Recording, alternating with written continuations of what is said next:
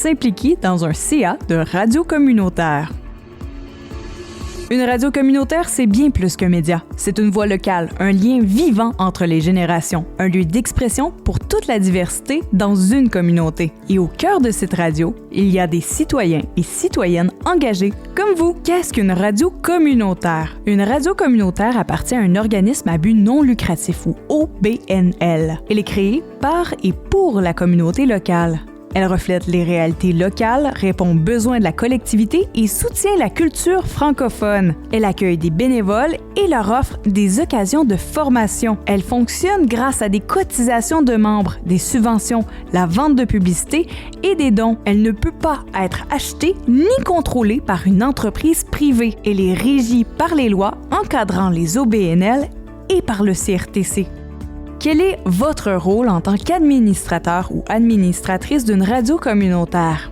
Les membres du conseil d'administration ou CA sont des bénévoles élus qui assurent la gouvernance de la radio communautaire. Leur rôle n'est pas d'intervenir dans la programmation quotidienne, mais de veiller à la bonne santé de l'organisme. Concrètement, un administrateur ou une administratrice participe aux réunions du CA et prend part aux décisions importantes.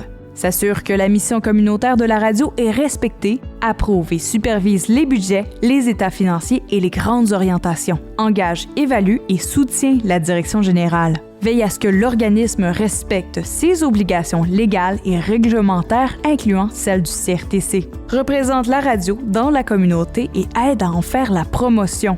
Rappelez-vous, vous agissez dans l'intérêt de la communauté avec éthique, diligence, transparence et collégialité. Le cadre réglementaire, le CRTC, le Conseil de radiodiffusion et des télécommunications canadiennes est l'organisme fédéral qui réglemente la radiodiffusion. Il fixe certaines exigences pour la radio communautaire, notamment 65% de contenu francophone, 18,9 heures de contenu parlé local par semaine, 40% de musique canadienne, dont une partie doit venir d'autres styles que pop, rock ou danse, 6,3 heures de musique spécialisée, ce qui s'appelle également la catégorie 3, jazz, blues, classique, musique du monde. Une semaine de radiodiffusion selon le CRTC compte 126 heures, de 6 heures à minuit, du lundi au dimanche. Pour la conservation des enregistrements, faut considérer 4 semaines pour les émissions régulières ou 8 semaines en cas de plainte ou d'enquête. Les rapports annuels? Les stations doivent soumettre un rapport annuel au plus tard le 30 novembre via la plateforme du CRTC, clé GC ou partenaire de connexion. Pour toute question, appelez le 1-866-781-1911.